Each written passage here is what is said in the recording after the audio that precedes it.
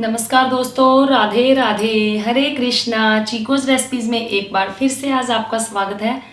तो जैसा कि पिछली वीडियो मैंने आपको बताया ही था कि शरद पूर्णिमा आ रही है और 30 अक्टूबर की शरद पूर्णिमा है।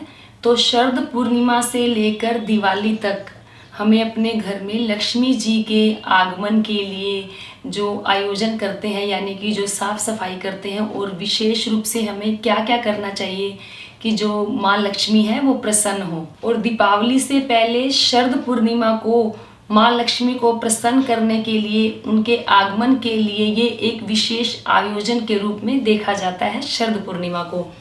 तो शरद पूर्णिमा पर हम ऐसा क्या करें कि जिससे जो माँ लक्ष्मी है वो प्रसन्न हो जाए, और ऐसे क्या विशेष उपाय करें कि जिससे हमारे घर में सुख शांति रहे और हमें कर्ज से भी मुक्ति मिले और जो हमारा स्वास्थ्य है वो भी अच्छा रहे।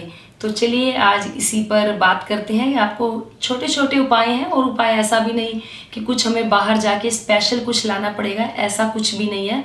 सिर्फ ये पूजा पाठ है और हमें अपने घर में से ही जो सारा सामान है वो मिल जाता है हमारी रसोई से। तो चलिए बताती हूँ कि आपको क्या करना है।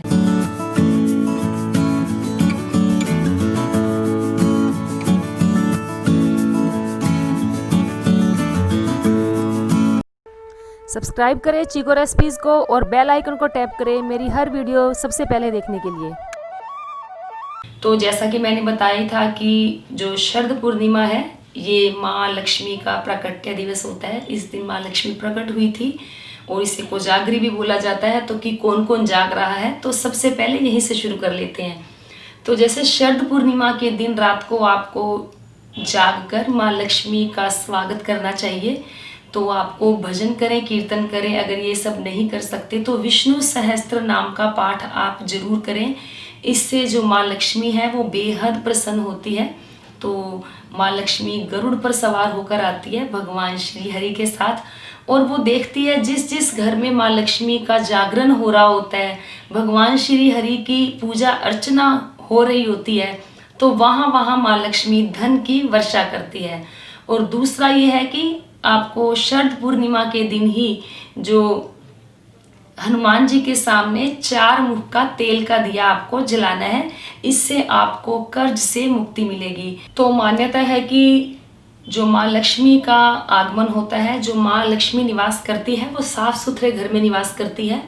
तो वैसे तो घर को साफ सुथरा हमेशा ही रखना चाहिए, लेकिन शरद पूर्णिमा के दिन सुबह जल्दी उठकर आपको अपने घर की साफ सफाई जरूर करनी है और घर के कोने कोने को आपको साफ करना है। और शरद पूर्णिमा के दिन से ही कुछ लोग तो लिपाई पुताई का काम शुरू कर देते हैं, जैसे घर में सफेदी वगैरह करवानी होती है। तो इस दिन से ही अपने घर में वो जो साफ सफाई का काम है वो शुरू कर देते हैं। तो आपको भी शरद पूर्णिमा के दिन आपको अपने घर के कोने कोने की सफाई जरूर करनी है। फिर शरद पूर्णिमा के दिन ही आपको सुबह अपने घर के मुख्य द्वार पर, यानी कि मेन गेट पर, हल्दी मिले हुए पानी से छींटे मारने हैं। और उसके बाद आपको जो भोजन बनाएंगे सात्विक भोजन होना चाहिए। एक थाली निकालकर किसी साधु को दें, किसी ब्राह्मण को दें, या किसी जरूरतमंद को वो खाना आप जरूर खिलाएं। इससे भी जो माँ लक्ष्मी है वो बेहद प्रसन्न होती है। और शरद पूर्णिमा के दिन ही सुबह स्नान करने के बाद आपको तुलसी जी में दिया जरूर लगाना है, और तुलसी जी को जल भी जरूर चढ़ाना है, और तुलसी जी को आप सिंदूर जरूर चढ़ाएं। अगर तुलसी जी पर आप ये सब चढ़ाते हैं तो भगवान श्री हरि और माता लक्ष्मी की आप पर विशेष कृपा बनती है। और जो माँ लक्ष्मी है वो तुलसी जी की पूजा अर्चना करने से बेहद प्रसन्न होती है। फिर आपको शरद पूर्णिमा की रात को ही अपने घर की छत पर चंद्रमा की रोशनी में जरूर खड़े होना है। इससे आपको अच्छा स्वास्थ्य प्राप्त होगा और आप आरोग्य होंगे, और आपका जो तेज है, ओज है, आपकी सुंदरता है, उसमें बढ़ोतरी होगी। तो जिन बच्चों को या जिन बड़ों को मानसिक तनाव है या कुछ डिप्रेशन है, टेंशन में रहते हैं, तो उन लोगों को भी चंद्रमा की रोशनी में रात को 12 बजे जरूर खड़े होना चाहिए। अगर आप बच्चे हैं तो आप अपनी माता के साथ, यानी कि अपनी मम्मा के साथ चंद्रमा की रोशनी में जरूर खड़े हों। इससे आपको बहुत ही फायदा होगा। आपका जो मानसिक तनाव है वो दूर होगा और आपको अगर कोई टेंशन रहती है तो उससे भी आपको मुक्ति मिलेगी। तो आपको शरद पूर्णिमा के दिन शाम को तुलसी जी की पूजा करें और आपको माँ लक्ष्मी और भगवान श्री हरि विष्णु की पूजा अर्चना करने के बाद आपको माँ लक्ष्मी को, भगवान श्री हरि विष्णु को सिंघाड़ा, पान, बताशे और दही इन सब का भोग लगाएं। उसके बाद उस सारे सामान को प्रसाद के रूप में सबको बांट दें। तो ऐसा करने से भी जो माँ लक्ष्मी है बेहद प्रसन्न होती है।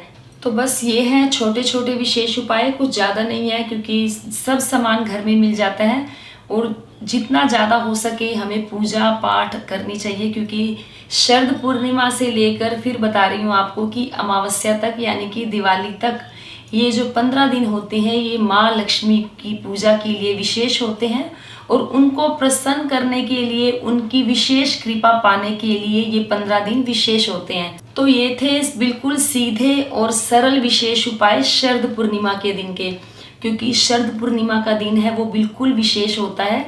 क्योंकि पूर्णिमा तो हर बार ही आती है, जैसे मैंने पिछली वीडियो में भी बताया था कि पूर्णिमा हर महीने आती है, लेकिन जो खास बात शरद पूर्णिमा में होती है ऐसी बात किसी भी पूर्णिमा में नहीं होती है।